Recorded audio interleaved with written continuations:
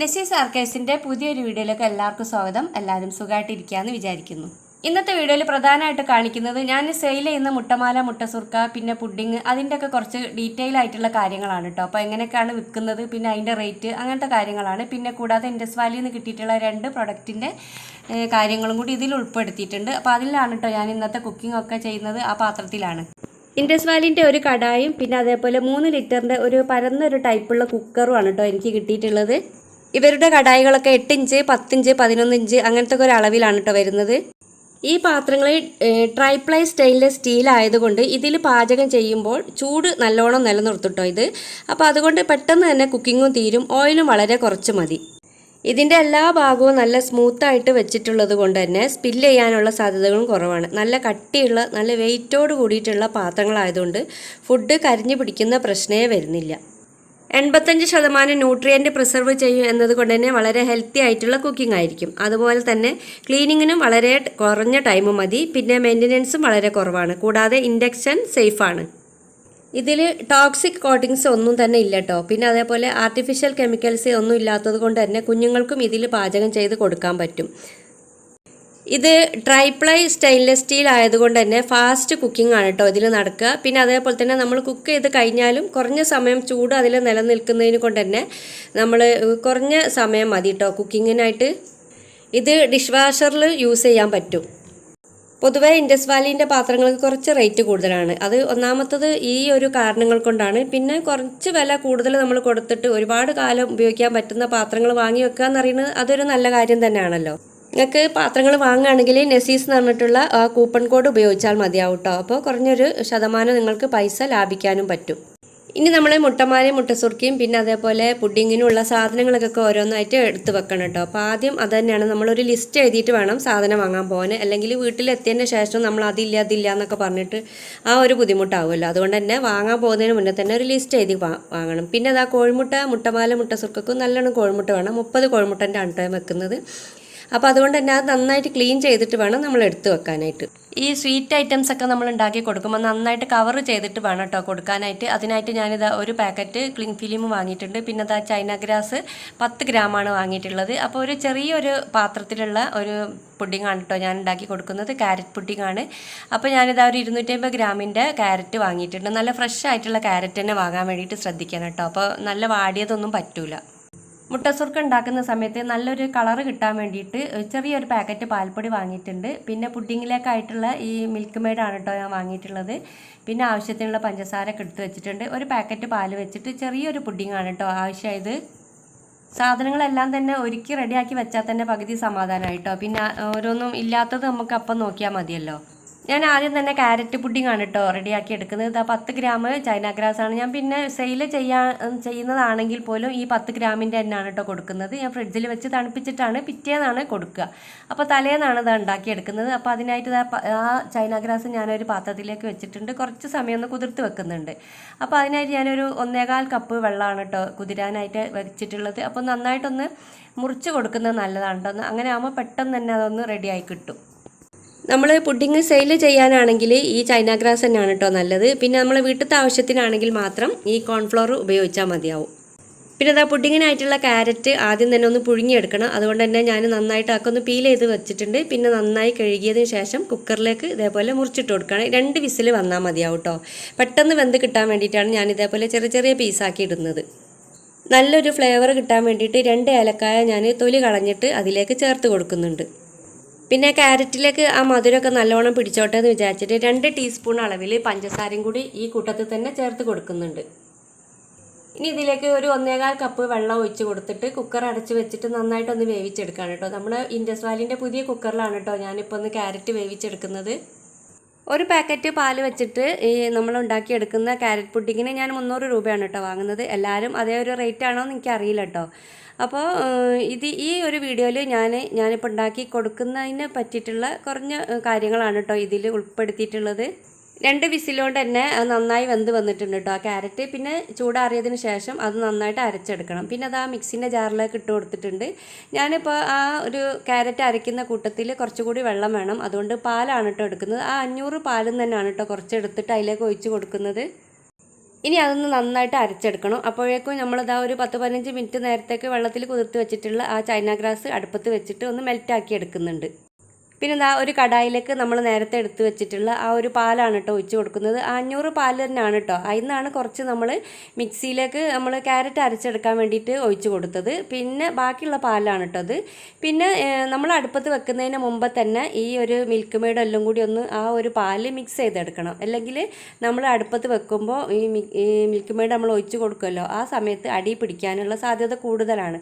അതുകൊണ്ടാണ് അടുപ്പത്ത് വെക്കുന്നതിന് മുമ്പ് തന്നെ മിക്സ് ചെയ്തെടുക്കുന്നത്. 200 ഗ്രാം ഈ മിൽക്ക് മെയ്ഡാണ് കേട്ടോ നമ്മൾ ഉപയോഗിക്കുന്നത്. പിന്നെ നമുക്ക് ആവശ്യത്തിനനുസരിച്ചിട്ടുള്ള പഞ്ചസാര കൂടി ചേർത്ത് കൊടുക്കേണ്ടതുണ്ട്. ഞാനിപ്പോൾ ഇവിടെ 1/2 കപ്പ് പഞ്ചസാരയാണ് ചേർത്ത് കൊടുക്കുന്നത്. കുറേശ്ശെ ആയിട്ട് ചേർത്ത് കൊടുത്തിട്ട് ആവശ്യത്തിന് അനുസരിച്ചിട്ട് ഇങ്ങനെ കൂട്ടി കൊണ്ടുവന്നാണ് കേട്ടോ. അല്ലെങ്കിൽ മൊത്തത്തിൽ നമ്മൾ മധുരം ഇട്ട് കൊടുത്താൽ വല്ലാതൊരു മധുരമായി പോകും. അപ്പോൾ ആ ടേസ്റ്റിനൊക്കെ ഒരു വ്യത്യാസം വരും. അപ്പോൾ അതുകൊണ്ട് തന്നെ ആവശ്യത്തിനനുസരിച്ചിട്ട് ഞാൻ കുറേശ്ശെയാണ് കേട്ടോ ചേർത്ത് കൊടുത്തിട്ട് ഇതേപോലെ നന്നായിട്ട് ഇളക്കി യോജിപ്പിച്ചെടുത്തുകയാണ്. ഒരു ബുദ്ധിമുട്ടും ഇല്ല കേട്ടോ, പെട്ടെന്ന് തന്നെ അത് റെഡിയായി വരുന്നുണ്ട്. നമ്മൾ ഉണ്ടാക്കി കൊടുക്കുന്ന പുഡിങ്ങിന് എല്ലാത്തിനും ഒരേ വില അല്ല കേട്ടോ. അപ്പോൾ കൂടുതൽ ഇൻഗ്രീഡിയൻ്റ് ഒക്കെ ചേർത്ത് കൊടുക്കുമ്പോൾ അതിനനുസരിച്ചിട്ടുള്ള വിലയാണ് കേട്ടോ വാങ്ങേണ്ടത്. അപ്പോൾ ഞാൻ ഈ ക്യാരറ്റ് പുഡിങ്ങിൻ്റെ റേറ്റാണ് 300 രൂപ എന്ന് പറഞ്ഞിട്ടുള്ളത്. പിന്നെ ഈ ക്യാരറ്റ് പുഡിങ്ങിന് ഇതിൽ കൂടുതൽ റേറ്റ് വാങ്ങുന്നവരുണ്ടോയെന്ന് അറിയില്ല. പിന്നെ അതേപോലെ തന്നെ നമ്മൾ മിൽക്ക് മെയ്ഡ് ഉപയോഗിക്കുന്നില്ലെങ്കിൽ റേറ്റ് അതിലും കുറച്ച് വാങ്ങിയാൽ മതി കേട്ടോ. നമ്മൾ ഇതേപോലെ സ്വീറ്റ്സ് ഐറ്റംസ് ഒക്കെ ഉണ്ടാക്കിയെടുക്കുമ്പോൾ നല്ല ക്ഷമയോട് കൂടിയിട്ട് തന്നെ ഉണ്ടാക്കാൻ വേണ്ടി ശ്രദ്ധിക്കണം കേട്ടോ. ജഗഭോഗമായിട്ട് ഉണ്ടാക്കിയാലൊന്നും സാധനമൊന്നും നല്ല വൃത്തിക്ക് വരില്ല. അപ്പോൾ സാവധാനം റിലാക്സ് ചെയ്തിട്ട് വേണം ഇത് ഉണ്ടാക്കിയെടുക്കാൻ. പാലൊക്കെ നന്നായിട്ട് മിക്സ് ചെയ്തതിന് ശേഷം നമ്മളിത് അടുപ്പത്ത് വെച്ചിട്ട് തീ കത്തിച്ച് കൊടുക്കുന്നുണ്ട്. ആ അടുപ്പത്ത് വെച്ചാൽ ഒന്ന് ചെറുതായിട്ടൊന്ന് ഇളക്കി കൊടുക്കണം. പിന്നെ അത് തിളയ്ക്കേണ്ട ആവശ്യമില്ല കേട്ടോ ഈ പാല്. പിന്നെ ഒന്ന് നന്നായിട്ടൊന്ന് ചൂടായി വന്നാൽ മതി. പിന്നെ അപ്പുറത്തെ അടുപ്പിൽ നമ്മൾ ചൈന ഗ്രാസ് മെൽറ്റ് ചെയ്യാൻ വെച്ചിട്ടുണ്ടല്ലോ, അത് ഇതാ നന്നായി റെഡിയായി വന്നിട്ടുണ്ട്. അപ്പോൾ നമ്മളെ ഈ ഒരു പാലിൻ്റെ നല്ല ചൂടായ സമയത്ത് ഈ ചൈന ഗ്രാസ് ഒഴിച്ച് കൊടുക്കാൻ പാടുള്ളൂ. അങ്ങനെ ആകുമ്പോഴേ ഉള്ളൂ ഇത് നന്നായിട്ടൊന്ന് മിക്സ് ആവുള്ളൂ. പിന്നെ അതാ നന്നായി പാലൊക്കെ ചൂടായി വന്നതിന് ശേഷം നമ്മളിതാ ചൈന ഗ്രാസ് ഇതാ ഒരു അരിപ്പയിലേക്ക് കൂടി അരിച്ചിട്ടാണ് കേട്ടോ ഒഴിച്ച് കൊടുക്കുന്നത്. അപ്പോൾ അലിയാത്ത ചൈന ഗ്രാസ് ഒക്കെ അതിലുണ്ടാവും. അപ്പോൾ അതുകൊണ്ടാണ് അങ്ങനെ ഒഴിച്ച് കൊടുക്കുന്നത്. ആ പാലിലേക്ക് തരി ഒന്നും ഉണ്ടാവാൻ പാടില്ല കേട്ടോ. അപ്പോൾ നന്നായിട്ടൊന്ന് ആ ചൈന ഗ്രാസ് മെൽറ്റ് ചെയ്ത് ഒഴിച്ച് കൊടുത്തതിന് ശേഷം നന്നായിട്ടൊന്ന് മിക്സ് ചെയ്തെടുക്കണം. എനിക്ക് സ്ഥിരമായിട്ടൊന്നും ഈ ഇങ്ങനെ പുഡിങ്ങിൻ്റെ ഓർഡർ വരലില്ല കേട്ടോ. അപ്പോൾ എപ്പോഴെങ്കിലുമൊക്കെ വരികയാണെങ്കിൽ തന്നെ ഞാനത് ഒഴിവാക്കാറുമില്ല.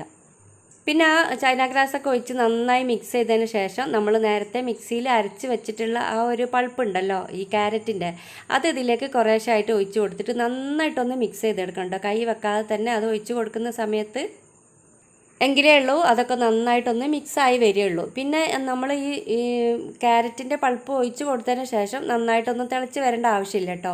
ക്യാരറ്റൊക്കെ ഓൾറെഡി വെന്ത് വന്നതാണ്. അതുകൊണ്ട് തന്നെ നല്ലോണം ഒന്ന് മിക്സ് എടുത്തതിന് ശേഷം ഒന്നും കൂടി ഒന്ന് ചൂടാക്കിയെടുക്കണം. എന്നതിന് ശേഷം നമ്മൾ തീ ഓഫ് ചെയ്യുക കേട്ടോ. പുഡിങ്ങൊക്കെ നമ്മൾ ഉണ്ടാക്കി തുടങ്ങുന്നതിന് മുമ്പ് തന്നെ ഈ പുഡിങ് ഒഴിച്ച് വെക്കാനുള്ള ട്രേ നമ്മൾ സെറ്റാക്കി റെഡിയാക്കി വെക്കണം. പുഡിങ് ഉണ്ടാക്കി വെച്ചതിന് ശേഷം നമ്മൾ ട്രേ എടുക്കാൻ പോയാൽ അപ്പോഴേക്കും നമ്മൾ ഈ ഒരു ഇത് സെറ്റായി പോകും കേട്ടോ. ആ പാത്രത്തിൽ കിടന്നിട്ട് തന്നെ ചൈന ഗ്രാസ് ഒഴിച്ച് കൊടുത്തതിനെ കൊണ്ട് തന്നെ പെട്ടെന്ന് തന്നെ സെറ്റായി വരും. മുമ്പൊക്കെ ഞാൻ പുഡിങ്ങിൻ്റെ ഓർഡർ വന്ന സമയത്ത് സ്റ്റീലിൻ്റെ ട്രേയിലാണ് കേട്ടോ ഒഴിച്ച് കൊടുത്തിട്ടുണ്ടായിരുന്നത്. ഇപ്പോൾ ആദ്യമായിട്ടാണ് കേട്ടോ ഈ ഗ്ലാസിൻ്റെ ആ ഒരു പാത്രത്തിലേക്ക് ഒഴിച്ച് കൊടുക്കുന്നത്. പിന്നെ അതൊക്കെ നന്നായി കഴുകി തുടച്ച് വെച്ചിട്ടുണ്ട്. അതിലേക്ക് നമ്മൾ ഈ പുഡിങ് ഒന്ന് അരിച്ചിട്ട് ഒഴിച്ച് കൊടുക്കണം കേട്ടോ. അപ്പോൾ അതിലെന്തെങ്കിലും ക്യാരറ്റിൻ്റെ തരിയോ അങ്ങനെ എന്തെങ്കിലുമൊക്കെ കിടക്കുകയാണെങ്കിൽ ആ ഒരു പുഡിങ് കാണാൻ അത്ര ഭംഗി ഉണ്ടാവില്ല. അതുകൊണ്ടാണ് ഇങ്ങനെ ഒഴിച്ച് കൊടുക്കുന്നത്. ഈ പുഡിങ് ഒഴിച്ച് കൊടുത്തതിന് ശേഷം അതിൻ്റെ മേലെ ഈ എയർ ബബിൾസ് ഒക്കെ വന്നിട്ടുണ്ടാകും. അതൊക്കെ ഒന്ന് ഒഴിവാക്കി കൊടുക്കണം കേട്ടോ. അല്ലെങ്കിൽ ഞാൻ നേരത്തെ പറഞ്ഞ പോലെ തന്നെ ആ പുഡിങ് ഒന്ന് കാണാനും അത്ര വലിയ ഭംഗി ഉണ്ടാവില്ല. മേൽഭാഗം അങ്ങനെ എന്തോ ഒരു പോലെ ആയി കിടക്കും. ഇതാ കണ്ടില്ല, ഇത് അരിപ്പയിൽ ഈ ക്യാരറ്റിൻ്റെ ചെറിയ തരികളൊക്കെ കിടക്കുന്നത് എത്ര നമ്മൾ നന്നായി അരച്ചാലും ഇതേപോലെ ചെറിയ തരികളൊക്കെ ഉണ്ടാവും. അപ്പോൾ ആ തരികളോട് കൂടിയിട്ട് ആ പുഡിങ്ങിലേക്ക് ഇട്ട് കൊടുത്താൽ അത്ര ഒരു പെർഫെക്റ്റ് ആയിട്ട് ഉണ്ടാവില്ല കേട്ടോ. അതൊരു കാണാനൊരു ഭംഗി കുറവുണ്ടാവും. ആ പുഡിങ്ങിൻ്റെ മേലെ ഒന്ന് ഡെക്കറേറ്റ് ചെയ്യാൻ വേണ്ടിയിട്ട് ഞാൻ ഒരു ചെറിയൊരു ക്യാരറ്റ് ഇതേപോലെ ഗ്രേറ്റ് ചെയ്തിട്ട് ഒരു പാനിലിട്ടിട്ട് ഒന്ന് നന്നായി ചൂടാക്കി എടുക്കുന്നുണ്ട്. അതിൻ്റെ കൂട്ടത്തിൽ 2 ടീസ്പൂൺ അളവിൽ പഞ്ചസാരയും കൂടി ചേർത്തിട്ട് നന്നായിട്ടൊന്ന് മിക്സ് ചെയ്തെടുക്കുകയാണ്. അപ്പോൾ ഒരുപാട് കരിഞ്ഞു പോവണ്ട. പിന്നെ ഇതേപോലെ ആ പഞ്ചസാര ഒന്ന് മെൽറ്റാകുന്നത് വരെ ഒന്ന് ഇളക്കി കൊടുത്താൽ മതിയാവും. ക്യാരറ്റ് പുഡിംഗ് ആയതുകൊണ്ട് ക്യാരറ്റിൻ്റെ തന്നെ ഡെക്കറേറ്റ് ചെയ്യാൻ വേണ്ടിയിട്ട് ഇട്ട് കൊടുക്കണമെന്ന് ഒരു നിർബന്ധവും ഇല്ല കേട്ടോ. അപ്പോൾ നമുക്ക് എന്താണോ ഇഷ്ടം, പിസ്ത, ബദാമോ അങ്ങനത്തെ എന്തെങ്കിലും ആയാലും, പിന്നെ അതേപോലെ ചോക്ലേറ്റോ അങ്ങനെ എന്തെങ്കിലുമൊക്കെ ഒന്ന് ഗ്രേറ്റ് ചെയ്തിട്ട് അതിൻ്റെ മേലെ ഇട്ട് കൊടുത്താലും മതി. പിന്നെ ഒരു പകുതി സെറ്റായി വരുന്ന സമയത്താണ് കേട്ടോ ആ ഒരു ക്യാരറ്റ് ഇട്ട് കൊടുക്കേണ്ടത്. ഇവിടെ ഇപ്പോൾ അതൊന്ന് ഷൂട്ട് ചെയ്യാൻ വിട്ടുപോയിട്ടുണ്ട് ഇനി. പിന്നെ ഇതാ പുഡിങ്ങൊക്കെ നന്നായി സെറ്റായി വന്നിട്ടുണ്ട്. ഇനിയിപ്പോൾ ഫ്രിഡ്ജിലേക്ക് മാറ്റുന്നതിന് മുമ്പ് ഇതാ ഞാൻ ആ ക്രീം ഫിലിം വെച്ചിട്ട് ഒന്ന് കവർ ചെയ്ത് കൊടുക്കുകയാണ്. ഇനി അടുത്തത് മുട്ടമാലയും മുട്ടസുർക്കി ഉണ്ടാക്കുന്നതാണ്. പിന്നെ അതിൻ്റെ ഒരു ഡീറ്റെയിൽ വീഡിയോ ഞാൻ മുമ്പേ ഇട്ടതുകൊണ്ട് തന്നെ ഇതിൽ അത്രയും അങ്ങനെ ഡീറ്റെയിൽ ആയിട്ട് കാര്യങ്ങൾ പറയുന്നില്ല കേട്ടോ. മുട്ടമാല ഉണ്ടാക്കുന്നതിൽ ഒരു മെനക്കെട്ട പണി എന്ന് പറയുന്നത് ഈ മുട്ട ഒന്ന് വേർതിരിക്കുക എന്നുള്ളതാണ് കേട്ടോ. പിന്നെ ഗ്രോസ് സ്റ്റോറിൽ നിന്ന് അന്ന് എനിക്ക് ഇതേപോലെ ഒരു അരിപ്പ കിട്ടിയതുകൊണ്ട് അതെനിക്ക് ഭയങ്കര യൂസ്ഫുൾ ആയിട്ടുണ്ട് കേട്ടോ. 10 രൂപയുള്ളൂ പറയുമ്പോൾ ആ ഒരു അരിപ്പക്ക്, പക്ഷേ ഒരു 100 രൂപൻ്റെ ഗുണം എനിക്ക് ചെയ്തിട്ടുണ്ട്. അതിൽ കൂടി കോഴിമുട്ട പൊട്ടിച്ച് വയ്ക്കുമ്പോൾ ഒരു തരി പോലും മഞ്ഞയും വെള്ളയും അങ്ങനെ ഒരുമിച്ചാവുന്നില്ല കേട്ടോ, വേറെ വേറെ തന്നെയാണ് കിട്ടുന്നത്. നമ്മൾ 30 മുട്ടൻ്റെ മുട്ടമാല മുട്ടസുർക്കിയാണ് ഉണ്ടാക്കുന്നത്. എന്നാലും ഒരു 2 മുട്ട എക്സ്ട്രാ വാങ്ങണം കേട്ടോ. എന്തെങ്കിലും കാരണവശാൽ അത് പൊട്ടി താഴെ വീഴുക അങ്ങനെ എന്തെങ്കിലുമൊക്കെ വരുമ്പോൾ നമുക്കത് എണ്ണത്തിൽ കുറഞ്ഞു പോകുമല്ലോ. അപ്പോൾ ആ സാധനങ്ങൾ അതിനനുസരിച്ച് ഉണ്ടാവുകയില്ല. നമ്മൾ മുട്ട കുറച്ചാൽ 30 എണ്ണം എന്ന് പറയുമ്പോൾ നമ്മൾ അതിനനുസരിച്ചുള്ള സാധനം ഉണ്ടാക്കിയെടുക്കണമല്ലോ. ഒരു 10-25 ആളുടെ ഒരു പരിപാടിയിലേക്കാണ് കേട്ടോ ഈ 30 മുട്ടൻ്റെ മുട്ടമാല മുട്ടസുർക്കി ഉണ്ടാക്കി കൊടുക്കുന്നത്. ഇത്രയും മുട്ടൻ്റെ മുട്ടമാലയും മുട്ടസുർക്കി ഉണ്ടാക്കുമ്പോൾ അത് നന്നായിട്ട് പാത്രം നിറയെ ഒരു കാണാൻ മാത്രം ഉണ്ടാവും കേട്ടോ. അത് ഈ മുട്ടയും വെള്ളയും വേർതിരിക്കുന്നതിൻ്റെ ഉള്ളിൽ കൂടി തന്നെ ഞാനിതാ ഒരു പാത്രത്തിൽ വെള്ളം വെച്ചിട്ടുണ്ട്. പഞ്ചസാര പാനി ഉണ്ടാക്കണം ഈ മാല ഉണ്ടാക്കാൻ വേണ്ടിയിട്ട്. അപ്പോൾ അതിനായിട്ട് ഞാൻ 1.5 കപ്പ് പഞ്ചസാരയാണ് എടുത്തത്. 3 കപ്പ് വെള്ളത്തിലാണ് അത് ഒന്ന് മെൽറ്റാക്കി എടുക്കേണ്ടത്. അത്യാവശ്യം കുറച്ച് സമയം നമ്മൾ ആ പഞ്ചസാര നന്നായിട്ട് അലിയണം കേട്ടോ. പിന്നെ അതാ അപ്പോഴേക്കും ഇതാ ഈ കോഴിമുട്ടൻ്റെ മഞ്ഞ ഞാൻ അരിപ്പയിലേക്കാണല്ലോ പൊട്ടിച്ച് വെച്ചത്. അപ്പോൾ അതിൽ പാടകളൊക്കെ ഉണ്ടാവും ഈ കോഴിമുട്ടൻ്റെ ഉള്ളിലത്തെ. അപ്പോൾ അത് നീക്കം ചെയ്യാൻ വേണ്ടിയിട്ടാണ് അരിപ്പയിലിട്ടിട്ട് അരിച്ചൊഴിച്ച് കൊടുക്കുന്നത്. പിന്നെ അതേപോലെ മുട്ടമാല ഉണ്ടാക്കുന്നതിന് മുമ്പ് തന്നെ ആ ഒരു പാനിലേക്ക് നമ്മൾ മുട്ടൻ്റെ വെള്ള കുറച്ച് ഒരു 2-3 ടീസ്പൂൺ അളവിൽ ഒഴിച്ച് കൊടുക്കണം. അങ്ങനെ ആകുമ്പോൾ ആ പഞ്ചസാരയിൽ എന്തെങ്കിലും അഴുക്കുണ്ടെങ്കിൽ അതൊക്കെ അതിൽ പോയിക്കോളും കേട്ടോ. ആ മുട്ടൻ്റെ വെള്ളയിൽ പിടിച്ചോളും. അങ്ങനെ പിന്നെ നമ്മൾ അതൊക്കെ ഒന്ന് കോരി മാറ്റി കൊടുത്താൽ മതി. പിന്നെ അത് ആ മുട്ടൻ്റെ ആ മഞ്ഞ നന്നായി മിക്സ് ചെയ്തതിന് ശേഷം ഇതേപോലെ ഒരു കുപ്പിയിലേക്കോ അല്ലെങ്കിൽ ഈ പൈപ്പിംഗ് ബാഗില്ലേ നമ്മൾ കേക്കൊക്കെ ഉണ്ടാക്കുന്ന അതിലേക്കോ, പിന്നെ അതേപോലെ ഓരോ മുട്ട എടുത്തിട്ട് അതിൻ്റെ അടിഭാഗത്ത് ചെറിയൊരു ഹോൾസ് ഇട്ടിട്ട് അതിലേക്ക് ഒഴിച്ചിട്ടോ ഇങ്ങനെ ഇതേപോലെ ചുറ്റിച്ചു കൊടുക്കണം. ഇങ്ങനെ കുറച്ച് വലിയ പാത്രത്തിൽ നമ്മൾ ഒഴിച്ചിട്ട് ഇതിൽ ചുറ്റിച്ചെടുക്കുന്ന കേട്ടോ നല്ലത്. കോഴിമുട്ടൻ്റെ ആ ഒരു തോടിലാകുമ്പോൾ കുറേ സമയം നമ്മൾ കുറേശ്ശെ അതിങ്ങനെ അതൊരു മെനക്കെട്ട പണിയാണ്. അപ്പോൾ അതിനേക്കാളും നല്ല ഇതേപോലത്തെ ഒരു പ്ലാസ്റ്റിക്കിൻ്റെ കുപ്പീൻ്റെ മൂടി ഓട്ടാക്കിയിട്ട് അതിൽ ഒഴിച്ച് കൊടുത്തിട്ട് ഇതേപോലെ ചുറ്റിച്ച് കൊടുത്താൽ മതിയാവും. ബിരിയാണീൻ്റെ കൂടെ ഇടയ്ക്കിടയ്ക്ക് എനിക്ക് വരുന്നൊരു സാധനമാണ് കേട്ടോ ഈ മുട്ടമാലയും മുട്ടസുർക്കിയും. പുഡിങ്ങാണ് എനിക്ക് അത്ര തന്നെ അങ്ങനെ വരാത്തത്. ഈ മുട്ടമാല ഒഴിച്ച് കൊടുത്തതിന് ശേഷം ഒരുപാട് സമയം ആ പാനിൽ കിടന്നിട്ട് വെന്ത് വരേണ്ട ആവശ്യമില്ല കേട്ടോ. അപ്പോൾ പെട്ടെന്ന് തന്നെ നമുക്കൊരു 5 മിനിറ്റിൻ്റെ ഉള്ളിൽ തന്നെ ആ മാല ഒന്ന് മാറ്റിയെടുക്കാവുന്നതാണ്. മാല എടുക്കുന്നതിന് മുമ്പ് ഇതേപോലെ വെള്ളം അതിലേക്ക് കുടഞ്ഞു കൊടുക്കണം. അങ്ങനെ ആകുമ്പോൾ ആ ഒരു പദം നിൽക്കും. ആ സമയത്താണ് നമ്മൾ കോരിയിട്ട് വേറെ പാത്രത്തിലേക്ക് ഇട്ട് കൊടുക്കേണ്ടത്. മുട്ടമാല നമ്മൾ ഉണ്ടാക്കിയെടുക്കുമ്പോൾ ഒരു ട്രേയിലേക്ക് വെക്കുമല്ലോ. അപ്പോൾ ആ സമയത്ത് ആ പാത്രം ഒന്ന് ചെരിച്ച് വെക്കണം കേട്ടോ. അങ്ങനെ ആകുമ്പോൾ ആ പഞ്ചസാര പാനി ആ മാലയിൽ കുടുങ്ങി കിടക്കുന്നതൊക്കെ ഉണ്ടാവും. അപ്പോൾ ഇതേപോലെ അങ്ങനെ ഒലിച്ച് വന്നോളും. പിന്നെ അത് കഴിഞ്ഞ് കുറഞ്ഞ സമയം കഴിയുമ്പോൾ തന്നെ വേറൊരു ട്രേയിലേക്ക് മാറ്റിയിട്ട് കൈ കൊണ്ട് ഇതിങ്ങനെ കുടഞ്ഞിട്ട് വെക്കണം കേട്ടോ. അല്ലെങ്കിൽ അത് ഒന്നായി കുറേ സമയം നമ്മൾ കുടഞ്ഞ് അതൊന്ന് വേർതിരിച്ച് വെക്കാഞ്ഞാൽ കട്ട പിടിച്ചു പോകും. ചൂടാറുന്നതിൻ്റെ അനുസരിച്ചിട്ടാണ് ഇതേപോലെ ഇങ്ങനെ കുടഞ്ഞു കൊടുക്കേണ്ടത്. ഇതാവുന്നതിനനുസരിച്ചിട്ടാണ് ഇതേപോലെ ഇങ്ങനെ മാറ്റി ആ ട്രേന്ന് വേറെ ട്രേയിലേക്ക് ഇതേപോലെ ഇങ്ങനെ മാറ്റി കൊടുക്കണം. അല്ലെങ്കിൽ ഒരുമിച്ച് എല്ലാം കൂടി ആകുമ്പോഴാണ് കട്ട പിടിച്ച് പോകും കേട്ടോ. അപ്പോൾ കുറേ സമയം ആ പഞ്ചസാര പാനി അതിൽ കിടന്നിട്ട് ഭയങ്കര കട്ടായി പോകും. പിന്നെ മുട്ടമാല ഉണ്ടാക്കുന്ന പരിപാടി കഴിഞ്ഞതിന് ശേഷം നമ്മൾ മുട്ടസുർക്ക റെഡിയാക്കണമല്ലോ. അപ്പോൾ അതിനായിട്ട് ഇതാ മുട്ടൻ്റെ വെള്ള ഒരു മിക്സിൻ്റെ ജാറിലേക്ക് ഒഴിച്ച് കൊടുക്കുകയാണ്. ഇനി നമ്മൾ ആ എടുത്ത് വെച്ചിട്ടുള്ള ഒരു പാക്കറ്റ് പാൽപ്പൊടി ഇതിലേക്ക് ചേർത്ത് കൊടുക്കുന്നുണ്ട്. ഒരുപാട് പാൽപ്പൊടി ആയി പോകണ്ട കേട്ടോ. ഞാനിതാ ചെറിയൊരു പാക്കറ്റ് 10 രൂപൻ്റെ പാക്കറ്റാണ് ഇട്ട് കൊടുക്കുന്നത്. പിന്നെ അതാ അതിലേക്ക് കുറച്ച് ഒരു 2-3 തുള്ളി എന്ന് തന്നെ പറയാം, അത്രയും കുറച്ച് അളവിൽ വാനില എസൻസ് ഒഴിച്ച് കൊടുക്കുന്നുണ്ട്. ഇപ്പോൾ നിങ്ങൾക്ക് ഇതിന് പകരം ഏലക്കായ ചേർത്ത് കൊടുത്താലും മതി. വാനില എസൻസ് ഒഴിച്ച് കൊടുക്കുമ്പോൾ നല്ലോണം ശ്രദ്ധിച്ച് ഒഴിച്ച് കൊടുക്കണം കേട്ടോ. കൂടിപ്പോയാൽ വല്ലാത്തൊരു സ്മെല്ലായിരിക്കും അതിന്.